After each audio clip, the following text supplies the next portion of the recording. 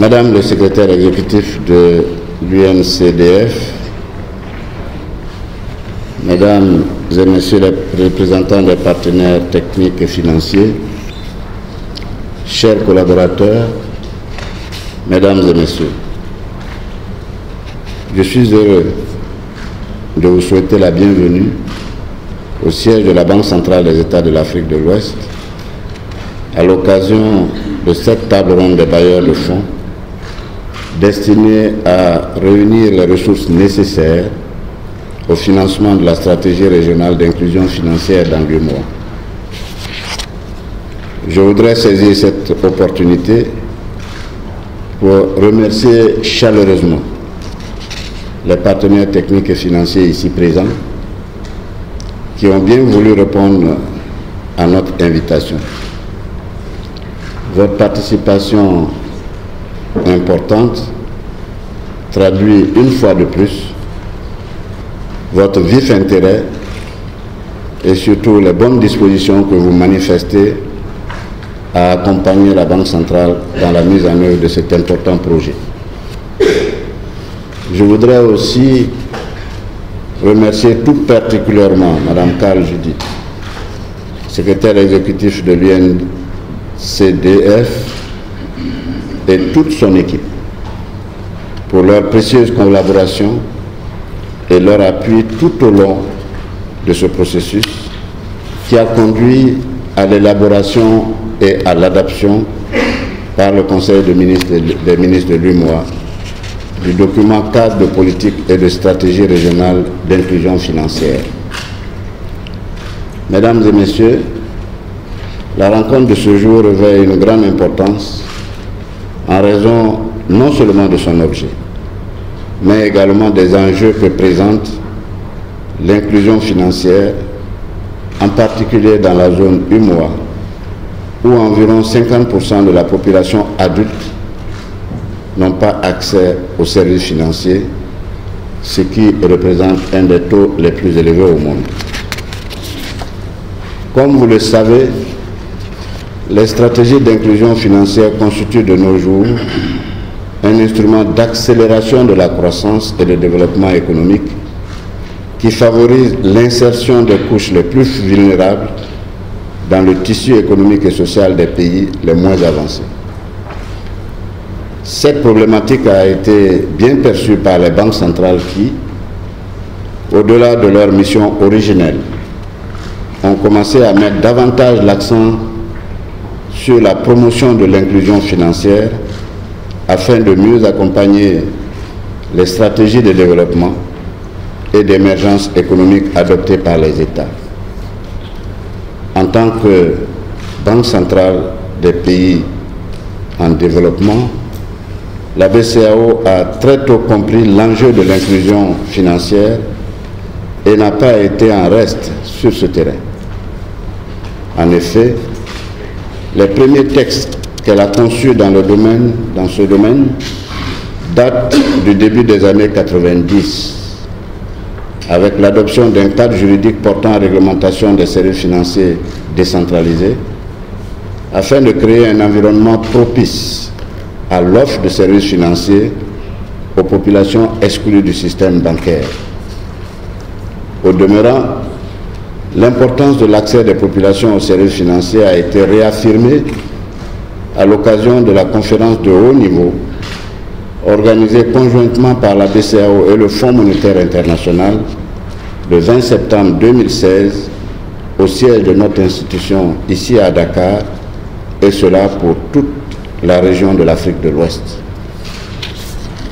Cette conférence a permis d'identifier les principales difficultés auxquelles le système financier de l'Union est confronté. Parmi celles-ci, un accent particulier a été accordé aux contraintes du secteur de la microfinance, à savoir la gouvernance, une insuffisante professionnalisation et la faible qualité de l'information financière. Autant d'éléments qui empêchent de faire des systèmes financiers décentralisés un complément indispensable aux potentialités offertes par la finance numérique pour promouvoir un véritable secteur inclusif dans notre région. Ces difficultés interviennent également dans un contexte de coexistence au niveau des États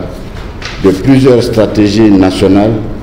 qui ne favorisent pas une articulation des initiatives autour d'un noyau fédérateur. La prise en compte de ces préoccupations nous a amenés à élaborer avec l'appui de l'UNDCDF une stratégie régionale d'inclusion financière dans 8 mois, en mettant notamment l'accent sur les femmes, les jeunes, les petites et moyennes entreprises, les populations rurales et les personnes à faible éducation financière, qui sont généralement les plus exclus de notre système financier traditionnel. À travers la mise en place de cette stratégie régionale, notre ambition est de porter le taux global d'utilisation des services financiers d'environ 50% en 2015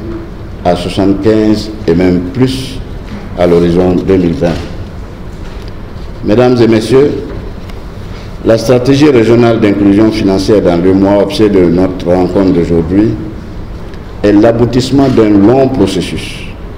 qui a regroupé l'ensemble des acteurs, comme l'a dit tout à l'heure le secrétaire général. Cette démarche, qui s'est toujours voulue participative, a commencé avec l'organisation en avril 2014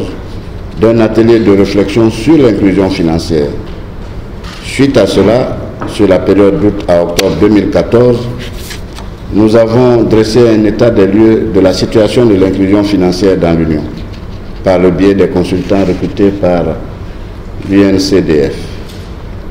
En mai et juillet 2015, à l'occasion des sessions nationales et d'un atelier régional, les résultats des travaux des consultants ont pu être restitués, nous conduisant à l'élaboration en octobre 2015 du document cadre de politique et de stratégie régionale d'inclusion financière dans 8 mois par la Banque centrale. Dans la même dynamique, nous avons organisé en février 2016 des concertations préliminaires avec les partenaires techniques et financiers que vous êtes, en vue de recueillir vos intentions de financement de cette même stratégie. Enfin, et je m'en félicite, le document cadre de politique et de stratégie régionale d'inclusion financière a été adopté par le Conseil des ministres de l'UEMOA en sa session de juin 2016. Notre souci, tout au long de ce processus, a été de nous enrichir des expériences de l'ensemble des parties prenantes, de manière à décliner une feuille de route appropriée pour la promotion de l'inclusion financière dans les pays de l'UEMOA. Cette feuille de route vise à fédérer toutes les initiatives en la matière, de manière à assurer une synergie avec les stratégies nationales existantes ou en cours d'élaboration dans l'Union. La présente table ronde constitue une étape cruciale dans le processus de mise en œuvre de notre stratégie. Elle est l'aboutissement de concertations préliminaires organisées en février 2016 pour recueillir vos intentions de financement, et je vous invite à confirmer ces intentions en vue de mobiliser dans les meilleurs délais les ressources nécessaires pour parvenir au but que nous nous sommes fixés. À en juger par la qualité des participants à cette rencontre, je n'ai aucun doute qu'à l'issue de nos travaux, nous aurons le plaisir de recueillir suffisamment d'engagements fermes qui nous permettront d'amorcer la phase opérationnelle de cette stratégie dans les meilleures conditions. Pour ma part, je peux vous assurer de l'engagement de la Banque centrale à conduire efficacement ce projet en vue de son aboutissement heureux au bénéfice des populations de notre zone. C'est sur cette note d'optimisme que je voudrais clore mon propos introductif. Tout en souhaitant plein succès à nos travaux, je déclare ouverte la table ronde des bailleurs de fonds pour le financement de la stratégie régionale d'inclusion financière dans 8 mois. Je vous remercie de votre aimable attention.